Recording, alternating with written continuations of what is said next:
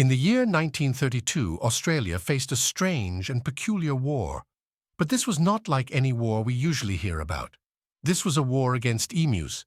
Yes, you heard it right. Those large, flightless birds that are native to Australia. You might be wondering, why would the Australian government declare war on emus? Well, it's a bit of an unusual story.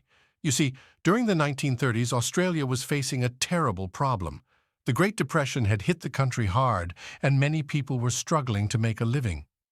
The government decided to help struggling World War I veterans by offering them parcels of land in Western Australia to farm. The land they were given was not quite as fertile as they had hoped, and the veterans were finding it tough to grow crops. To make matters worse, a large number of emus had migrated to this region. These emus, with their sharp beaks and strong legs, were a real menace to the farms. Emus, it turns out, loved the farmland. They saw it as a buffet of delicious food just waiting to be gobbled up. They'd march right in and trample over the crops, eating everything in sight. The poor farmers were at their wits' end, and they turned to the government for help. In response, the government did something quite unusual. They decided to send in the army to deal with the emu problem. They declared war on emus and sent soldiers armed with 2 Lewis machine guns and 10,000 rounds of ammunition to Western Australia.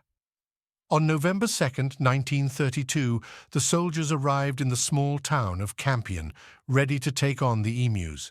They believed it would be a straightforward mission: set up their machine guns, mow down the emus, and save the crops.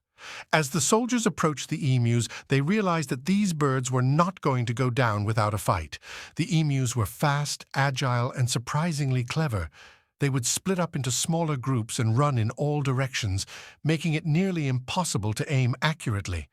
When the soldiers did manage to fire their machine guns, they often missed the emus, who were already far away.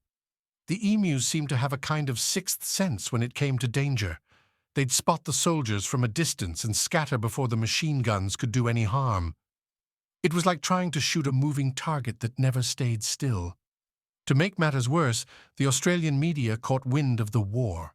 Newspapers published stories about the soldiers' struggles to defeat the emus, and the public started to view the whole operation as a bit of a joke. Cartoons and jokes about the emu war became popular, poking fun at the soldiers' inability to conquer the birds. Despite their best efforts, the soldiers were only able to kill a small number of emus. Out of the lax emus they encountered, they estimated that they were only successful in killing about 1,000. It became clear that the war was not going as planned, and after just a few weeks the soldiers were called back, defeated by a bunch of flightless birds. The government declared the operation a failure, and the farmers were left to deal with the emus on their own. In the end, the emus won the war. They continued to roam the farmlands of Western Australia, munching on crops to their heart's content. But this strange and amusing chapter in Australian history didn't end there. It left a lasting legacy of humour and incredulity. Even today, the Emu War is remembered as one of the quirkiest and most amusing events in the nation's history. It serves as a reminder that sometimes, even in the face of adversity, nature can prove to be a formidable opponent, and not all battles can be won with guns and soldiers.